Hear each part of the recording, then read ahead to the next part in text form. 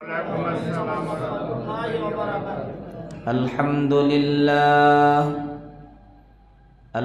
لله وكفى وسلام على عباده الذين اصطفى أما بعد فأعوذ بالله من الشيطان الرجيم بسم الله الرحمن الرحيم والذين يكنزون الذهب والفضة ولا ينفقونها في سبيل الله فبشرهم بعذاب أليم. وقال النبي صلى الله عليه وسلم يأتي الكنز شجاعا أو كما قال عليه الصلاة والسلام. اللهم صل على محمد وعلى آل محمد كما صليت على إبراهيم وعلى آل إبراهيم إنك حميد مجيد. اللهم بارك على محمد وعلى آل محمد كما باركت على إبراهيم وعلى آل إبراهيم إنك حميد مجيد. روح حسن مصطفى روح حسن मुस्तफ़ा है एक बहर बेकरार उसके साहिल तक कोई शीर बयां पहुँचा नहीं बलगुल उला बिकमालिही कशफत दुजा बिजमालिही हसनत जमीउ खिसालिही सल्लु अलैहि व आलिही। रहे मेरे मस्कन हवाली ये काबा बने मेरे मदफन दियारे मदीना बलगुल उला बिकमालिही कशफत दुजा बिजमालिही हसनत जमीउ खिसालिही सल्लु अलैहि व आलिही। ला इलाहा इल्लल्लाह ला इलाहा इल्लल्लाह ला इलाहा इल्लल्लाह ला इलाहा इल्लल्लाह ला इलाहा इल्लल्लाह ला इलाहा इल्लल्लाह ला इलाहा इल्लल्लाह ला इलाहा इल्लल्लाह ला इलाहा इल्लल्लाह। हम्द बेहद मरूं खुदाए पाकरा आके ईमान दाद मुश्ते खाकरा ला इलाहा इल्लल्लाह ला इलाहा इल्लल्लाह ला इलाहा इल्लल्लाह ला इलाहा इल्लल्लाह ला इलाहा इल्लल्लाह ला इलाहा इल्लल्लाह। हर तमन्ना दिल से रुखसत हो गई, अब तो आजा अब तो खुलवत हो गई। ला इलाहा इल्लल्लाह, ला इलाहा इल्लल्लाह, ला इलाहा इल्लल्लाह, ला इलाहा इल्लल्लाह, ला इलाहा इल्लल्लाह। सब खुशियों को आग लगा दो मौला, गम से तेरे दिल शाद रहे। अब तो रहे बस तादो में आखिर, विरद जुबा ऐ मेरे इला। ला इलाहा इल्लल्लाह, ला इलाहा इल्लल्लाह, ला इलाहा इल्लल्लाह, ला इलाहा इल्लल्लाह, ला इलाहा इल्लल्लाह, ला इलाहा इल्लल्लाह, ला इलाहा इल्लल्लाह मुहम्मदुर रसूलुल्लाह सल्लल्लाहु अलैहि वसल्लम। अल्हम्दुलिल्लाह,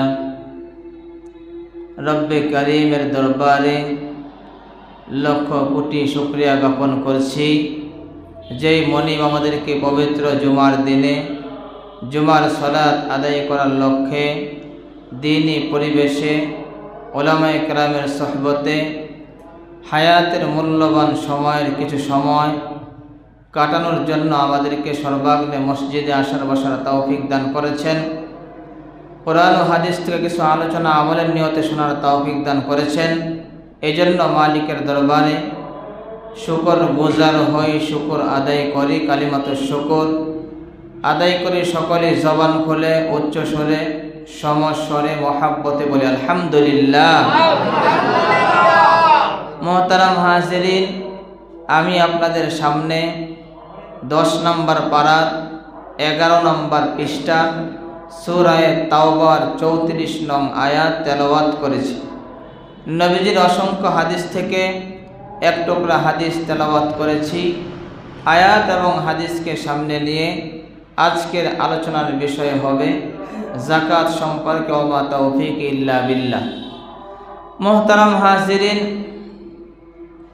আল্লাহ তাআলা পৃথিবীতে মানুষকে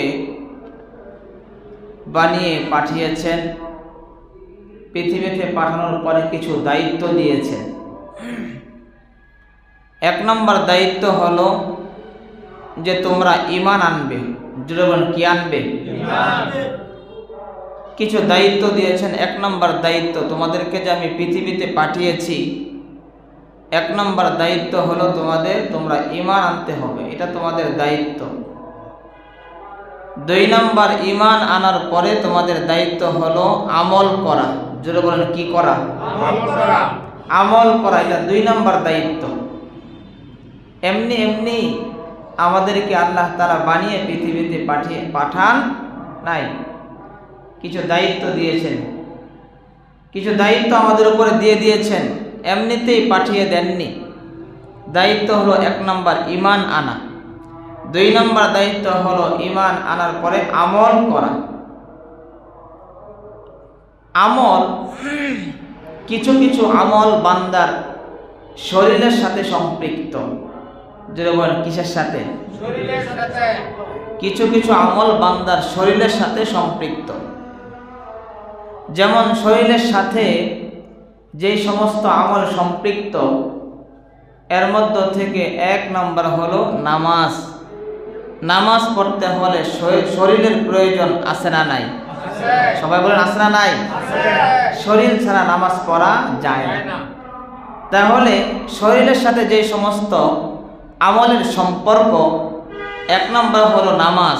নামাজ পড়তে শরীরের প্রয়োজন হয়। 2 নম্বর হজ। হজ করতে শরীরের প্রয়োজন হয়, কারণ হজের প্রত্যেকটা রুকন, প্রত্যেকটা কাজ আপনাকে করতে হবে। তো হজ করতেও শরীরের প্রয়োজন হয়।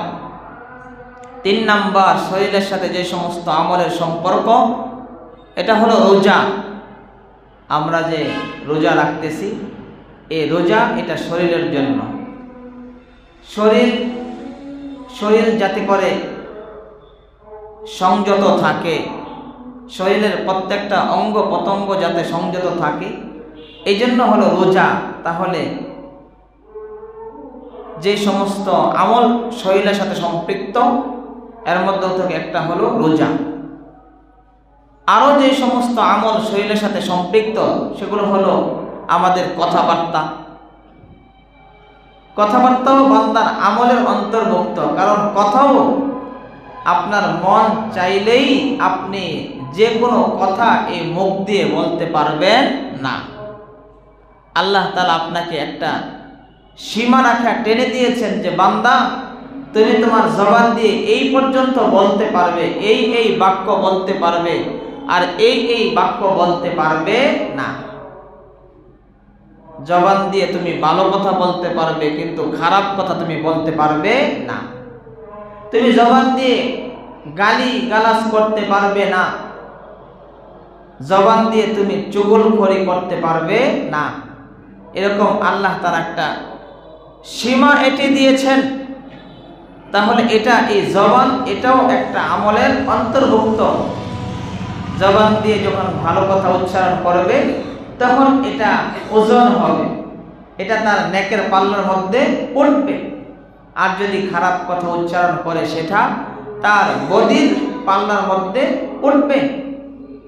মুহতারাম হাজিরিন, তো এই জন্য শরীরের সাথে যে সমস্ত আমল সম্পৃক্ত, এর মধ্য থেকে একটা হলো বান্দার কথা বলা, বান্দার চলাফেরা, বান্দার ওঠা বসা, বান্দার দেখা, চোখ দিয়ে দেখা, কান দিয়ে শোনা, এগুলো আমলের অন্তর্ভুক্ত। শরীর দিয়ে যে সমস্ত আমল হয়, চোখ দিয়ে আপনি ভালো জিনিস দেখলে আপনার আমল নামায় নেকি জমা হবে, খারাপ জিনিস দেখলে আমল নামায় আপনার গুনাহ লেখা হবে, এটাও আমলের অন্তর্ভুক্ত। কানের মাধ্যমেও আমরা কিছু আমল করি, কোরআন তেলাওয়াত শুনি, নেক জমা হয়, গান শুনি, আমাদের গুনাহ জমা হয়। মুহতারাম হাজিরিন, তাহলে শরীরের সাথে কিছু আমলের সম্পর্ক আছে না নাই? সবাই জোরে বলেন, আছে না নাই? আছে। 2 নাম্বার, বান্দার কিছু আমল অর্থের সাথে সম্পৃক্ত। অর্থের সাথে বান্দার কিছু আমলের সম্পর্ক, যেমন অর্থ খরচ হয় কুরবানির মধ্যে। কুরবানি করলে লক্ষ কোটি সওয়াব তার আমল নামায় জমা হয়। তো কিছু আমল অর্থের সাথে সম্পৃক্ত। আবার হজ যেমনভাবে শরীরের প্রয়োজন, আবার হজ এমন একটা আমল, এটার মধ্যে অর্থেরও প্রয়োজন। অর্থের সাথে বান্দার আমলের সম্পর্ক। আবার সদকাতুল ফিতির, আমরা যে সদকা প্রদান করি, সদকাতুল ফিতির আদায় করি, এটা অর্থের সাথে সম্পর্ক, অর্থের সাথে সম্পৃক্ত হলো বান্দার এই আমল। তাহলে বলতেছিলাম, বান্দার আমল, কিছু আমল শরীরের সাথে সম্পৃক্ত, আর কিছু আমল অর্থের সাথে সম্পৃক্ত। শরীরের সাথে যে সমস্ত আমলের সম্পর্ক, এর মধ্য থেকে 1 নাম্বার হলো নামাজ। শরীরের সাথে যে সমস্ত ইবাদত সম্পৃক্ত, এগুলোর মধ্যে সর্বশ্রেষ্ঠ এবং গুরুত্বপূর্ণ হলো নামাজ। আর অর্থের সাথে যে সমস্ত ইবাদতের সম্পর্ক, এগুলোর মধ্যে সবচেয়ে গুরুত্বপূর্ণ হলো যাকাত। জোরে বলেন কি? যাকাত। অর্থের সাথে যে সমস্ত আমলের সম্পর্ক, এগুলোর মধ্যে সবচেয়ে গুরুত্বপূর্ণ হলো যাকাত। আর শরীরের সাথে যে সমস্ত আমলের সম্পর্ক, এগুলোর মধ্যে সবচেয়ে গুরুত্বপূর্ণ হলো নামাজ। এই জন্যই দেখা যায় নবীজি নামাজ এবং জাকাতকে মুসলমান হওয়ার আলামত সাব্যস্ত করেছেন, যে যারা নামাজ পড়বে আর যারা জাকাত দিবে, যাদের ঈমান থাকবে তারা মুসলমান। আর যদি কারো ঈমান না থাকে, নামাজ না পড়ে, জাকাত না দেয়, তাহলে তারা মুসলমানের অন্তর্ভুক্ত নয়। নবীজি একবার কিছু সাহাবায়ে কেরামকে, যখনই নবীজি যুদ্ধের মধ্যে পাঠাতেন সাহাবায়ে কেরামকে বলে দিতেন, তোমরা তাদের সাথে ততক্ষণ পর্যন্ত যুদ্ধ করবে যতক্ষণ পর্যন্ত তারা ঈমান না আনবে, নামাজ না পড়বে আর জাকাত না দিবে। ততক্ষণ পর্যন্ত তাদের সাথে যুদ্ধ করবে। ঈমান যদি না আনে, নামাজ না পড়ে, জাকাত না দেয়, তাহলে বোঝা গেল এগুলো হলো মুসলমানের আলামত। এগুলো যাদের মধ্যে পাওয়া যায় তারা মুসলমান, আর এগুলো যাদের মধ্যে পাওয়া যায় না তারা মুসলমান নয়। মুহতারাম হাজিরিন, আল্লাহ তাআলা কোরআনে কারিমের মধ্যে ৮২ জায়গার মধ্যে আল্লাহ তাআলা নামাজের কথা আলোচনা করেছেন। আকিমুস সালাহ, তোমরা নামাজ পড়ো, নামাজ কায়েম করো। ৮২ জায়গায় আলোচনার উদ্দেশ্য হলো বারবার নামাজের কথা বলা। গুরুত্ব বুঝিয়েছেন, এর দ্বারা গুরুত্ব বোঝায় যে ৮২ জায়গায় তোমাকে নামাজের কথা বলা হয়েছে। একবার দুইবার নয়, 5 বার 10 বার নয়, ৮২ বার নামাজের কথা বলা হয়েছে। এর মানে হলো তুমি নামাজ পড়ো, এটা পড়তে হবে। আবার কোরআনে কারিমের মধ্যে ৩২ জায়গায় আল্লাহ তাআলা যাকাতের কথা বলেছেন। ওয়াতুতিয়া যাকাত আদায় করো। এর দ্বারাও বোঝা যায় যে যাকাতের গুরুত্ব কত বেশি। এক জায়গায়, 2 জায়গায় নয়, ৩২ জায়গায় যাকাতের কথা আল্লাহ তাআলা উল্লেখ করেছেন, আলোচনা করেছেন যে তোমরা যাকাত দাও। একদিকে নামাজের কথা ৮২ বার, অন্যদিকে যাকাতের কথা ৩২ বার আল্লাহ তাআলা আলোচনা করেছেন যে এই উভয়টার গুরুত্ব কম নয়। শুধু তাই নয়, নামাজের প্রতি যারা যত্নবান হবে না তাদের শাস্তি। হাদিসের মধ্যে নবীজি বলেছেন, যারা নামাজের প্রতি যত্নবান হবে না, নামাজ যারা পড়বে না, তাদের কি শাস্তি হবে। যেমন তবরানী শরীফের মধ্যে হাদিস এসেছে, নবীজি বলেন, ক্বালান নাবিয়্যু সাল্লাল্লাহু আলাইহি ওয়াসাল্লাম, ক্বালান নাবিয়্যু সাল্লাল্লাহু আলাইহি ওয়াসাল্লাম, মান হাফাযা আলাইহা কানাত লাহু নূরান ওয়া বুরহানান ওয়া নাজাতান। সরওয়ারে দু আলম নবী বলেন, যারা নামাজের প্রতি যত্নবান হবে, কানাত লাহু নূরান ওয়া বুরহানান ওয়া নাজাতান, এই নামাজ তাদের জন্য কিয়ামতের ময়দানে তাদের জন্য এই নামাজ নূর হবে। এই নামাজ কিয়ামতের ময়দানে তাদের জন্য হিসাবের সময় দলিল হবে। ওয়া নাজাতান, কিয়ামতের ময়দানে এই নামাজ তাদের জন্য মুক্তির কারণ হবে। সুবহানাল্লাহ।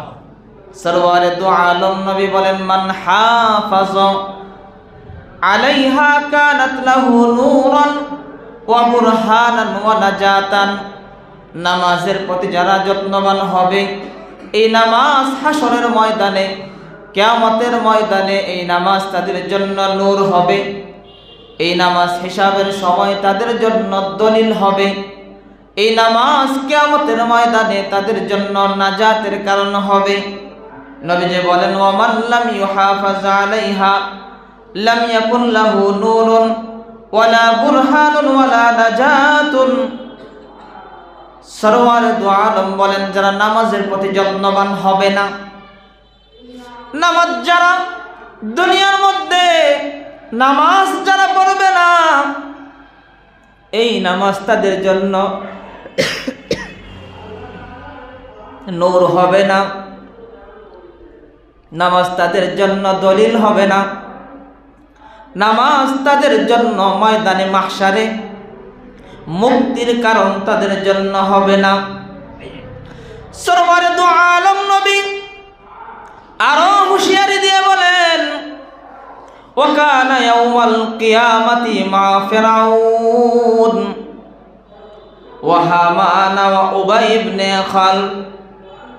সরকার বলেন, নামাজের প্রতি যারা যত্নবান হবে না, ময়দানে মাহশারে তাদের হাসর নাসর হবে ফেরাউনের সাথে, হামানের সাথে, আর উবাই ইবনে খালফের মতো বড় বড় কাফেরদের সাথে তাদের হাসর নাসর হবে। নাউজুবিল্লাহ।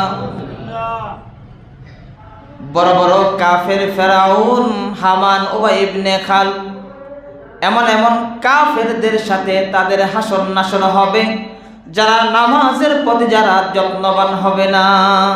কি বলেন, নামাজ পড়ার প্রয়োজন আছে না নাই? আমরা কি জান্নাতে যেতে চাই কি চাই না? আমরা জান্নাতে সকলে যেতে চাই। জান্নাতে যেতে হলে নামাজ লাগবে কি লাগবে না? এক ওয়াক্ত না 5 ওয়াক্ত? শুধু রমজানে না সারা বছর? শুধু জুমায় না প্রতিদিন? আল্লাহ তাআলা আমাদের সকলকে 5 ওয়াক্ত নামাজ প্রতিদিন পড়ার তৌফিক দান করেন। সবাই বলে আমিন। মুহতারাম হাজিরিন, আল্লাহ তাআলা কোরআন কারীমের মধ্যে যাকাতের কথা আলোচনা করেছেন।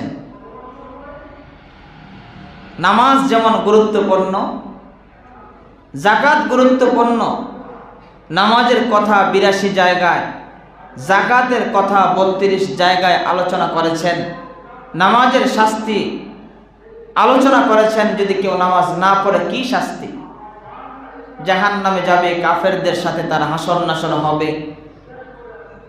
যাকাত যারা না দিবে তাদের কি শাস্তি, আল্লাহ তাআলা কোরআনে কারীমের মধ্যে সূরা তাওবা 34 নং আয়াতের মধ্যে আল্লাহ তাআলা বলেন, ওয়াল্লাযীনা ইয়াকনিজুনা আয-যাহাবা ওয়াল ফিদ্দা ওয়াল্লাযীনা ইয়াকনিজুনা আয-যাহাবা ওয়াল ফিদ্দাতা ওয়া লা ইউনফিকুনাহা ফী সাবিলিল্লাহ ফাবাশশিরহুম বিআযাবিন আলীম। আল্লাহ তাআলা বলেন, যারা ওয়াল্লাযীনা ইয়াকনিজুনা আয-যাহাবা ওয়াল ফিদ্দা, যারা স্বর্ণ রূপা যারা জমা করে রাখে, ওয়ালা ইউনফিকুনাহা ফী সাবিলিল্লাহ, স্বর্ণ রূপা টাকা পয়সা যারা জমা করে রাখে, আল্লাহর রাস্তায় যারা খরচ করে না, ওয়ালা ইউনফিকুনাহা ফী সাবিলিল্লাহ,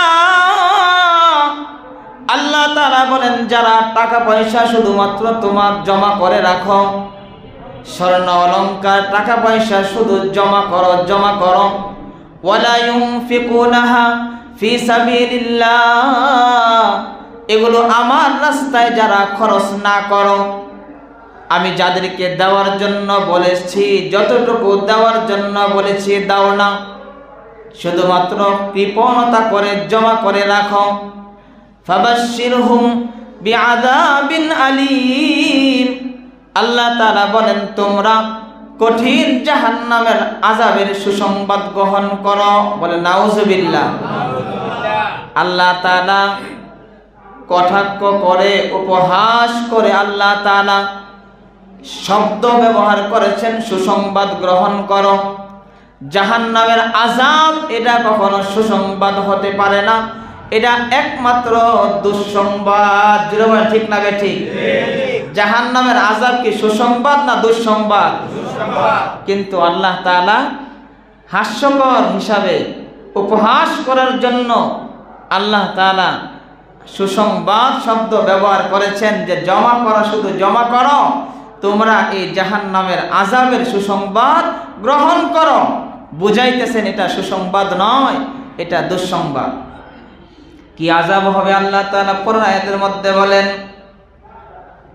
ওয়াল্লাযীনা ইয়াকনিজুনা আয-যাহাবা ওয়াল ফিদ্দাতা ওয়াল্লাযীনা ইয়াকনিজুনা আয-যাহাবা ওয়াল ফিদ্দাতা ওয়া লা ইউনফিকুনাহা ফী সাবিলিল্লাহ ওয়া লা ইউনফিকুনাহা ফী সাবিলিল্লাহি ফাবাশশিরহুম ফাবাশশিরহুম বিআযাবিন আলীম ইয়াওমা ইউহমা আলাইহা ফি নারি জাহান্নাম ইয়াওমা ইউহমা আলাইহা ফি নারি জাহান্নাম ফাতুকওয়া বিহা জিবাহুহুম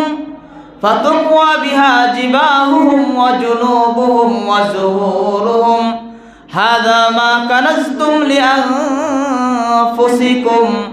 হাযা মা কানাজতুম লিআনফুসিকুম হাযা মা কানাজতুম লিআনফুসিকুম ফাযুকু মা কুনতুম তাকনিজুন। আল্লাহ তাআলা পরের আয়াতের মধ্যে বলেন, তোমরা যারা শুধুমাত্র যাকাতকে জমা করো, যাকাতকে জমা করে টাকা পয়সা জমা করে যারা রাখো, স্বর্ণ অলংকার টাকা পয়সা জমা করে রাখো, যাকাত দাও না, ইয়াউমা ইউহমা আলাইহা ফি নারি জাহান্নাম, আল্লাহ তাআলা বলেন তোমার এই টাকা পয়সাগুলো, সম্পদগুলোকে জাহান্নামের আগুনে জ্বালিয়ে দগ্ধ করা হবে। ফাতুকওয়া বিহা জিবাহুহুম, এগুলো তোমার ধন সম্পদ টাকা পয়সা স্বর্ণ অলংকার এগুলোকে দগ্ধ করে জ্বালিয়ে এগুলোর মাধ্যমে তোমার কপালের মধ্যে এগুলোর মাধ্যমে সেক দেওয়া হবে।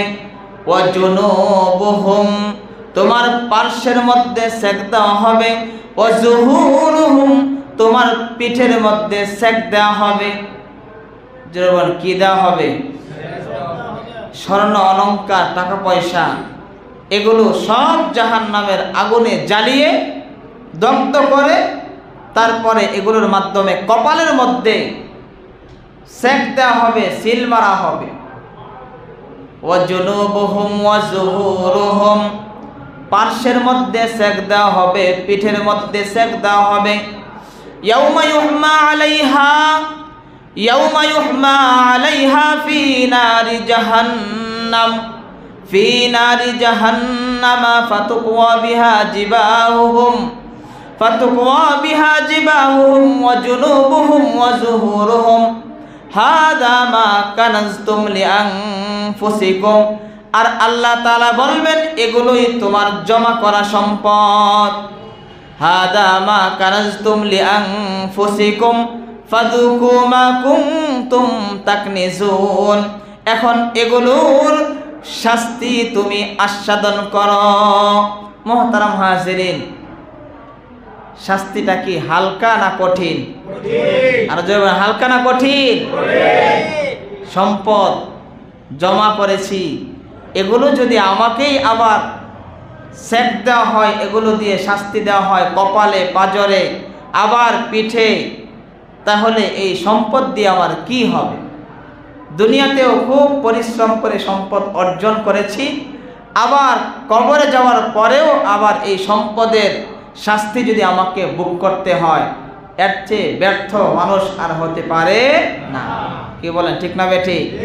মুহতারাম হাজিরিন, হাদিসের মধ্যে নবীজি বলেন যারা মাল শুধু জমাবে, স্বর্ণ অলংকার টাকা পয়সা শুধু জমা করবে, আল্লাহ তাআলার বিধান মতো যারা খরচ করবে না, তাদের কি শাস্তি হবে? নবীজি বলেন, ক্বালান নাবিয়্যু সাল্লাল্লাহু আলাইহি ওয়াসাল্লাম, ক্বালান নাবিয়্যু সাল্লাল্লাহু আলাইহি ওয়াসাল্লাম, ইয়াতিল কানজু শুজাআ আকরা ফায়ালকা সাহিবুহু ইয়াওমাল কিয়ামা ফায়াফিররু মিনহু ফায়াকুলু আনা কানজুকা ফায়ুলকিমুহু।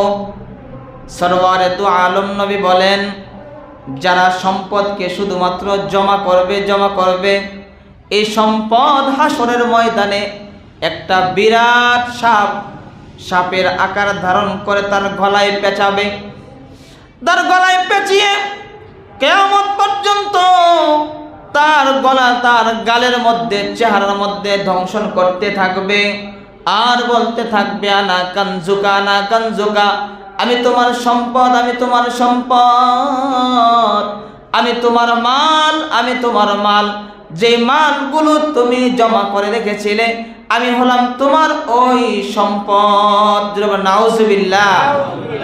একটা বিরাট সাপ সাপের আকার ধারণ করে তাকে শুধুমাত্র কিয়ামত পর্যন্ত দংশন করতেই থাকবে আর বলবে আমি তোমার সম্পদ, আমি তোমার জমানো সম্পদ। মুহতারাম হাজিরিন, আল্লাহ তাআলা মানুষকে সম্পদ দিয়েছেন। সমস্ত সম্পদের মালিক একমাত্র কে? আল্লাহ। আর জোরে বলেন কে? আল্লাহ। আল্লাহ তাআলা সম্পদের মালিক। এটা আল্লাহ তাআলা কোরআনে কারিমের মধ্যে বলে দিয়েছেন যে সম্পদ তো আমার।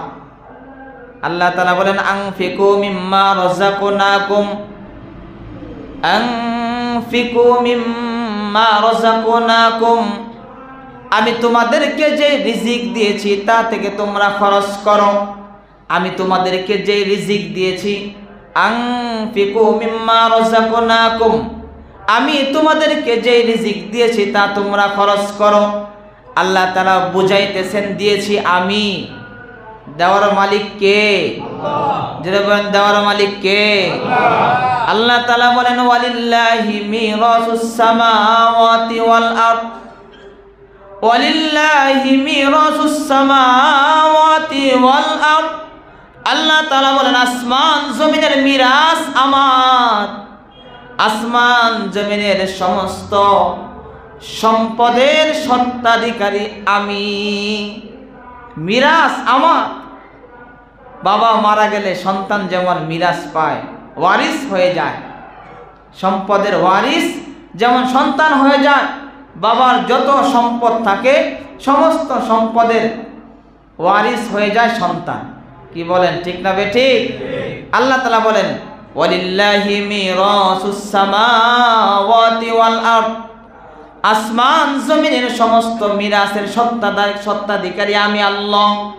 আমি আল্লাহর জন্যই আসমান জমিনের সমস্ত মিরাসের সত্ত্বাধিকারী আমি।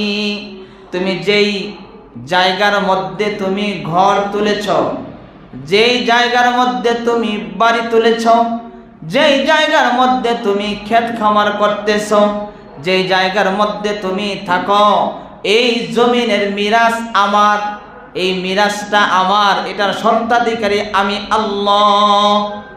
তোমাকে দিয়েছি, কিছুদিন তুমি ব্যবহার করো।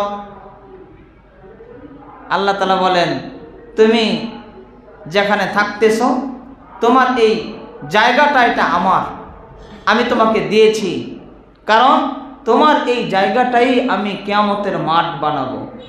যেরকম কি বানাবে আল্লাহ তাআলা?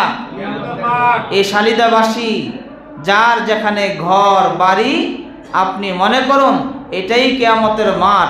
আপনি এখানে দাঁড়িয়ে থাকবেন, কিন্তু আপনার এখানে কোনো জায়গা থাকবে না। আপনার বাড়িতেই দাঁড়িয়ে থাকবেন কিন্তু বাড়ি নেই, জায়গায় দাঁড়িয়ে থাকবেন কিন্তু জায়গা নেই। হাসরের মাঠ, এই দুনিয়া আল্লাহ তাআলা হাসরের মাঠ বানাবে। এখন চিন্তা করে দেখুন, দুনিয়াটা যদি হাসরের মাঠ বানানো হয়, আর খোদা না খাস্তা আল্লাহ চাহে তো আপনি যদি আপনার বাড়ির জায়গায় দাঁড়িয়ে থাকেন, তখন কি এই জায়গার দাবি কি আপনি করতে পারবেন?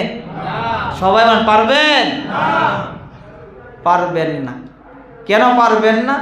এই মিরাস আল্লাহ তাআলা, এই জায়গার মালিক আল্লাহ তাআলা। এই জন্য হাসরের মাঠ কায়েম হলে তখন একচ্ছত্র মালিক হবে আল্লাহ তাআলা। এই জন্য আল্লাহ তাআলা বলেন আনফিকু মিম্মা রাযাকনাকুম, আমি তোমাদেরকে যে রিজিক দিয়েছি এগুলো তুমি খরচ করো, আমি যেভাবে বলেছি এভাবে খরচ করো। আল্লাহ তাআলা বলেন ফাইদা কুদিয়াতিস সালাতু ফান্তাশিরু ফিল আরদ, ফাইদা কুদিয়াতিস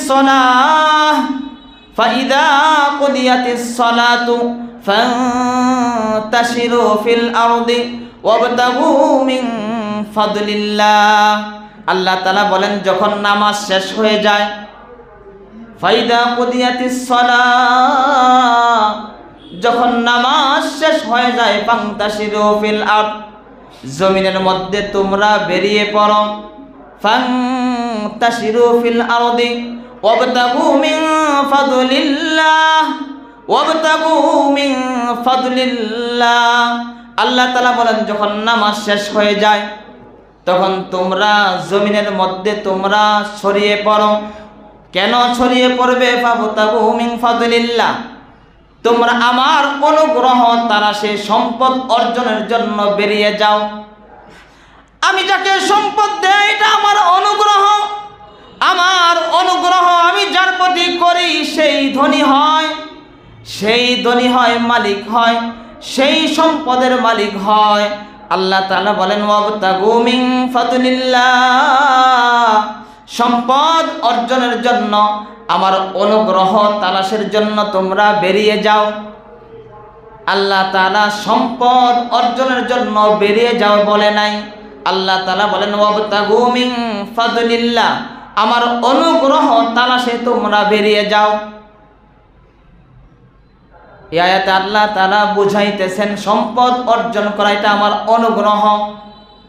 কারণ কেউ বাহুবলে, শক্তি বলে কেউ কোনোদিন সম্পদ অর্জন করতে পারে না, ঠিক না বেঠিক? যার বাহুতে যত বেশি জোর সে কি তত সম্পদের মালিক? মালিক যে বাহুবলী, বাহুতে যার বেশি শক্তি সে কি এই শালিদার মধ্যে সবচেয়ে ধনী?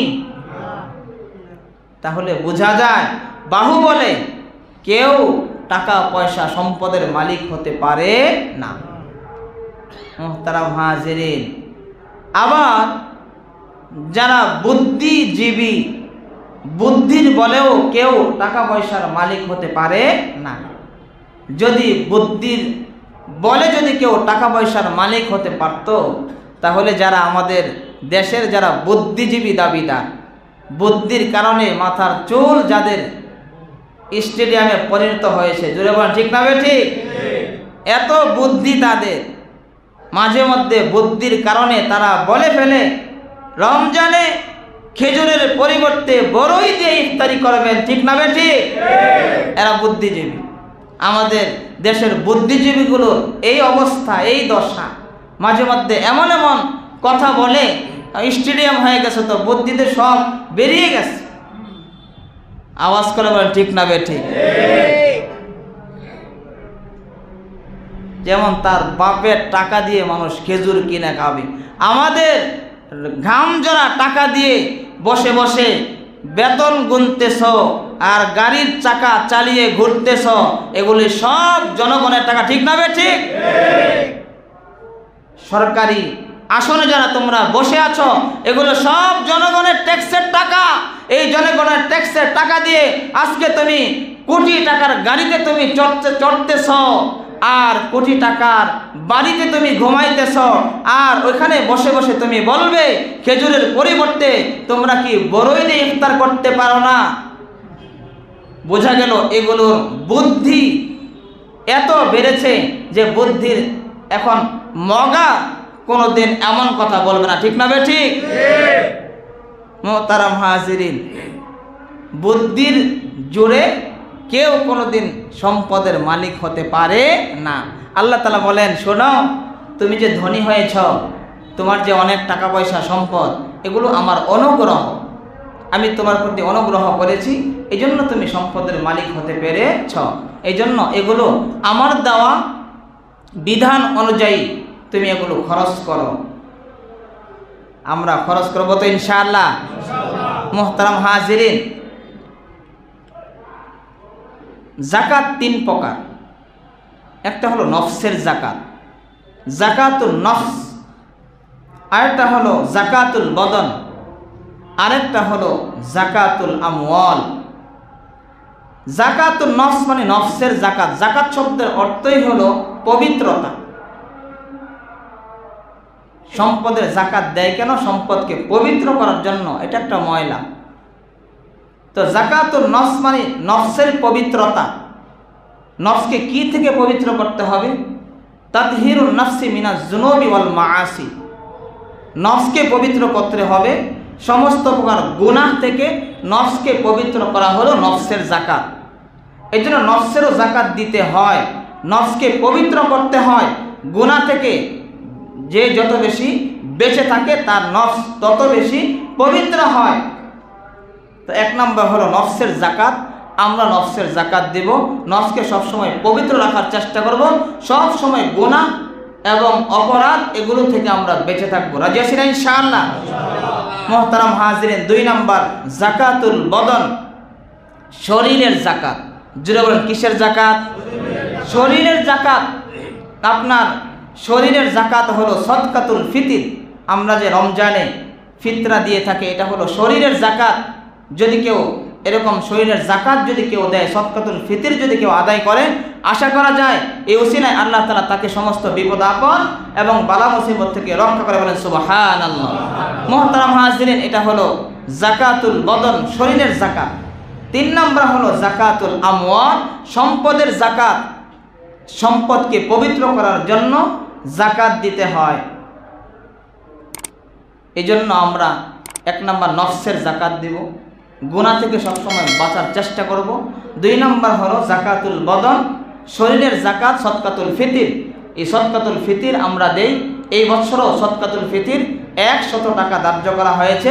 আমরা ইনশাআল্লাহ ঘরে যতজন সদস্য থাকে, বালেগ হোক নাবালেগ হোক, একদিনের শিশু যদি থাকে, তার পক্ষ থেকেও কি করা, সদকাতুল ফিতির আদায় করা। এই জন্য আমরা প্রতি জনপ্রতি ইনশাআল্লাহ 100 টাকা, 115 ঘোষণা করা হয়েছে।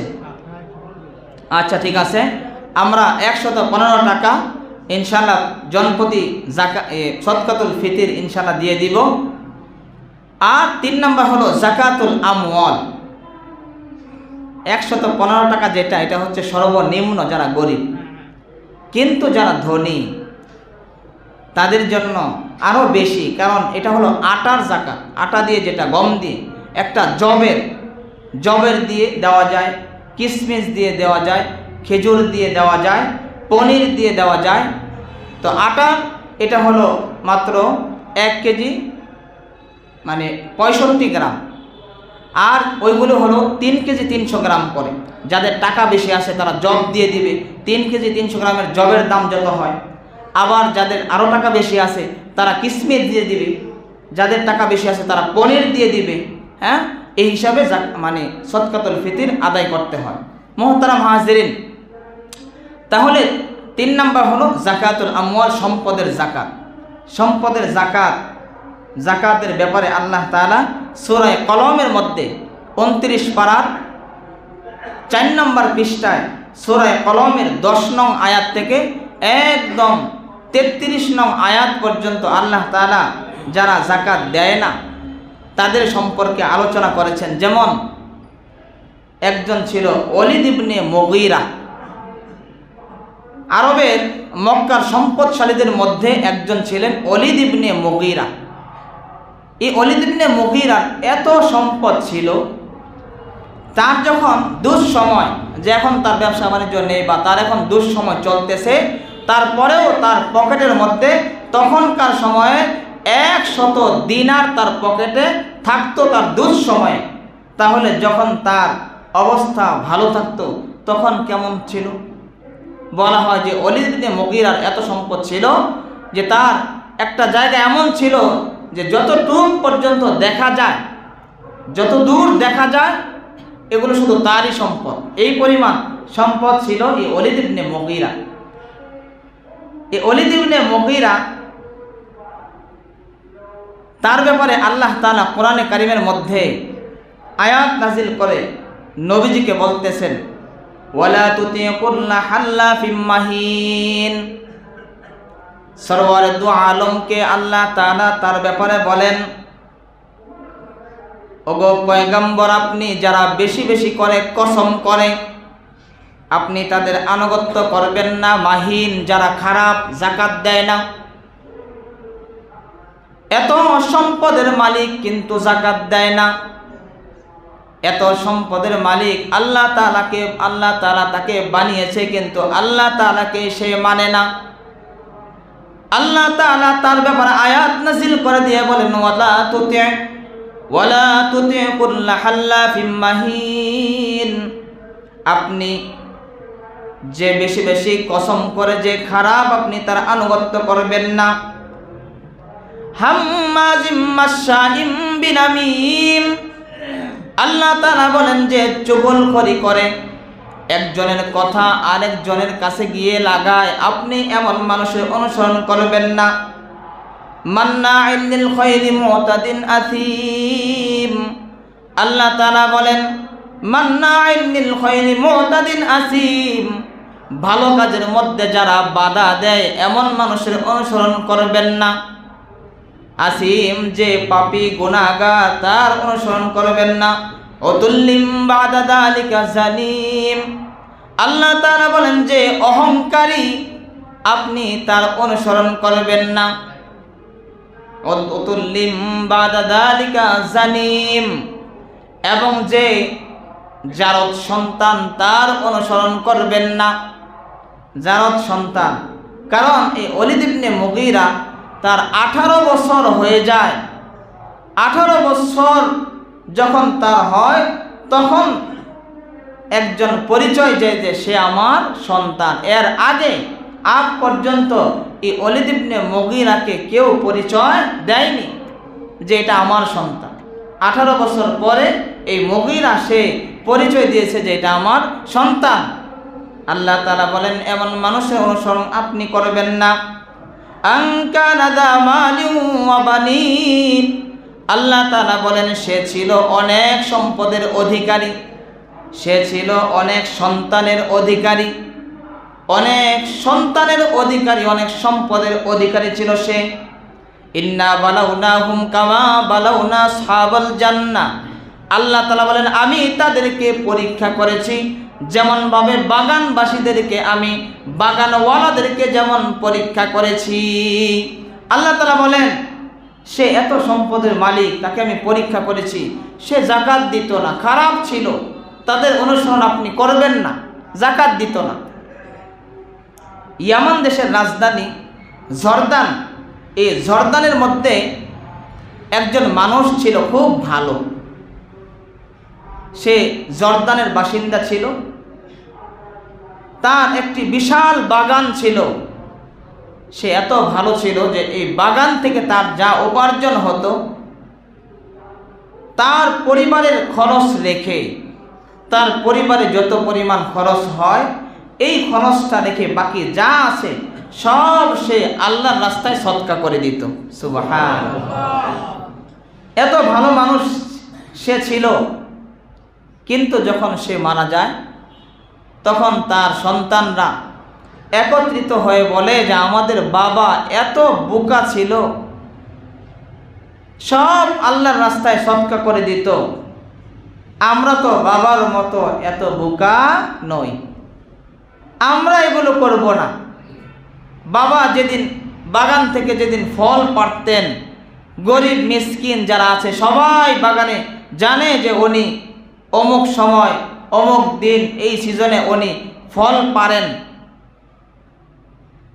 আঙ্গুর পারেন এই সময়, এই জন্য সমস্ত মিসকিন ফকির এরা এখানে ভিড় জমাইতো, আর উনি ওনার পরিবারের খরচ রেখে বাকি সব গরিব মিসকিনকে সদকা করে দিতেন। এখন সন্তানরা সবাই একত্রিত হয়ে বলে বাবার মতো আমরা বোকামি করব না। আল্লাহ তাআলা তাদের বিষয়ে কোরআন কারীমের মধ্যে আল্লাহ তাআলা বলেন ইযা আকসামু লা ইয়াসরিমুন্নাহা মুসবিহিন, তারা সকলে কসম করল আমরা সকালবেলা আমরা ফল আহরণ করব। ইযা আকসামু লা ইয়াসরিমুন্নাহা মুসবিহিন ওয়া লা ইস্তাসনুন, কিন্তু তারা ইনশাআল্লাহ শব্দ বলে নাই। মনে রাখতে হবে কোনো কাজ যখন আগামীকাল করব বলবো সঙ্গে সঙ্গে ইনশাআল্লাহ শব্দ বলবো। ইনশাআল্লাহ মানে যদি আল্লাহ তাআলা চায়, যদি আল্লাহ তাআলা সন্তুষ্ট থাকে, আল্লাহ তাআলার মর্জি যদি হয়। এই জন্য সবসময় ভবিষ্যতে কোনো কিছু যদি আমরা এরকম শব্দ মুখ দিয়ে বলি যে আমি আগামীকাল ঢাকা যাব, তা আগামীকাল আপনি ঢাকা যাবেন, এই জন্য সঙ্গে সঙ্গে শব্দ লাগাতে হবে ইনশাআল্লাহ। যদি বলেন কি লাগাতে হবে? ইনশাআল্লাহ। যদি আল্লাহ তাআলা চায়, আল্লাহ যদি আমার প্রতি রাজি খুশি থাকে, উনি যদি আমাকে যাওয়ার ব্যবস্থা করে দেয় তাহলে আমি যেতে পারবো, আর যদি উনি ব্যবস্থা করে না দেয় যেতে পারবো না। এই জন্য ইনশাআল্লাহ শব্দ বলা। আমরা বলবো তো ইনশাআল্লাহ? আল্লাহ তাআলা আমাদেরকে বলার তৌফিক দান করে, সবাই বলে আমিন। মুহতারাম হাজিরিন, আল্লাহ তাআলা বলেন ইনশাআল্লাহ শব্দ বলেন, ওয়ালা ইস্তাসনুন ফাতাফা আলাইহা তাইফুম মিন রাব্বিকা ওয়া হুম নাইমুন। আল্লাহ তাআলা বলেন তারা যখন ঘুমের মধ্যে মগ্ন, ফাতাফা আলাইহা তাইফুম মিন রাব্বিক, ফাতাফা আলাইহা তাইফুম মিন রাব্বিকা ওয়া হুম নাইমুন। তারা ঘুমন্ত অবস্থার মধ্যে আছে, আমি আল্লাহ তাআলার পক্ষ থেকে বিরাট এক বিপদ আর মুসিবত আমি আল্লাহ তাআলা পাঠিয়ে দিয়েছি, এই বাগানের উপর সেটা গিয়ে পতিত হয়, অথচ তারা ঘুমন্ত। ফাসবাহাত কাসসরিম, তারা সকাল করে এমন অবস্থায় যে ওই বাগান ছিন্ন বিচ্ছিন্ন তছনছ হয়ে যায়। ফানাদাউ ফাসবাহাত কাসসরিম ফানাদাউ সাহিবাহুম, সকালবেলা তারা একে অপরকে ডাকে, চলো চলো জলদি চলো বাগানে যাই। আনিকদু আলা হারসিকুম ইন কুনতুম সারিমিন, সকাল সকাল যদি ফল পাড়তে হয় জলদি করে চলো বাগানে যাই। ফাং তলাকু বাং তলিকু আনিকদু আলা হারসিকুম ইন কুনতুম সারিমিন ফাং তলাকু হুম ইয়াতাখাফাতুন, তারা চুপি চুপি তারা চলল, চুপি চুপি ফিস ফিস আওয়াজে কথা বলে আর চলতেছে আর বলতেছে আল্লাহ ইয়াদখুলান্নাহাল ইয়াওমা আলাইকুম মিসকিন, আজকে কোনো গরিব মিসকিনকে দিব না। এই জুড়ে বলেন, আজকে কোনো গরিব মিসকিনকে দিব না, কোনো বাগানে যাতে প্রবেশ করতে না পারে, কারণ সকাল হলে তো তারা আসবে, আমরা সকাল হওয়ার আগেই সব পেরে বাস বিক্রি করে দিব, সব গুদামজাত করে ফেলবো, ব্যাংকে নিয়ে জমা করে রাখবো একবারে লকআপের ভিতরে তালা দিয়ে, তখন আর কিভাবে নেবে? আল্লাহ ইয়াদখুলান্নাহাল ইয়াওমা আলাইকুম মিসকিন, মিসকিনদেরকে আজকে দিব না। ওয়াকাদাউ আলা হারদিন কাদিরিন, জলদি করে তারা পা ফেলতেছে। ফালাম্মা রাআউহা ক্বালু ইন্না লাদাল্লুন, তারা যখন বাগানের ভিতরে যখন প্রবেশ করে তারা দেখে বলতেছে এই বাগান তো আমাদের না, এটা তো তছনছ হয়ে গেছে, এটা তো পুরে ছাই হয়ে গেছে, এটা মনে হয় আমাদের না। বাল নাহনু মাহরুমুন, তাদের মধ্যে একজন যে ভালো সে বলে না এটা তো আমাদের বাগান, কিন্তু আমরা বঞ্চিত হয়ে গেছি, আল্লাহ তাআলা আমাদের সম্পদ ধ্বংস করে দিয়েছেন, আমাদেরকে বঞ্চিত করে দিয়েছেন। ক্বালা আওসাতুহুম আলাম আকুল লাকুম লাউলা তুসাব্বিহুন, তোমরা কেন আল্লাহ তাআলার পবিত্রতা বর্ণনা করো না? আল্লাহ তাআলার বিরুদ্ধে কেন গিয়েছো? আল্লাহ তাআলার বিরুদ্ধে গিয়েছো, দিবে না ফকির মিসকিনকে, যাও। এই জন্য আল্লাহ তাআলা পুরা বাগানকে ধ্বংস করে দিয়েছেন। ক্বালু সুবহানা রব্বিনা ইন্না কুন্না লাযালিমুন, তারা বলে মালিক আমরা জুলুম করেছি, অন্যায় করেছি। আল্লাহ তাআলা বলেন কাযালিকাল আযাব ওয়াল আযাবুল আখিরাতি আকবার, আল্লাহ তাআলা বলেন এটা হলো দুনিয়ার আযাব, দুনিয়ার আযাব হলো ধ্বংস করে দেই। গরিব মিসকিনকে যারা দিবে না, নিয়ত করবে সম্পদ ধ্বংস, এটা হলো দুনিয়ার আযাব। ওয়ালা আযাবুল আখিরাতি আকবার, আর আখিরাতের আযাব আরো বড়। কি বলেন, ঠিক না বেঠি? এজন্য যারা সম্পদশালী, সম্পদের মালিক আল্লাহ তাআলা যাদেরকে বানিয়েছেন, যাকাত দেওয়া এটা কার হুকুম? আর যেন কার হুকুম? আল্লাহ তাআলা আপনাকে সম্পদ দিয়েছেন, আল্লাহ তাআলাই হুকুম করেছেন সম্পদের হিসাব করে 40 ভাগের 1 ভাগ তুমি যাকাত দিয়ে দাও। 40 ভাগের 1 ভাগ, কয় ভাগের 1 ভাগ? 40 ভাগের 1 ভাগ তুমি যাকাত দিয়ে দাও, তাহলে তোমার সম্পদ ধ্বংস হবে না, এটা পবিত্র হয়ে গেল, এটার হেফাজতের দায়িত্ব জিম্মাদার আমি আল্লাহ তাআলা। এই জন্য যাদের উপরে যাকাত ফরজ হয়েছে, আমরা ইনশাআল্লাহ গুনে গুনে হিসাব করে যাকাত দিব তো ইনশাআল্লাহ। আল্লাহ তাআলা আমাদের সকলকে যাদের উপরে যাকাত ফরজ হয়েছে গুনে গুনে হিসাব করে যাকাত দেওয়ার তৌফিক দান করেন, সবাই বলে আমিন। ওয়া আখিরু দাওয়ানা আলহামদুলিল্লাহি রাব্বিল আলামিন।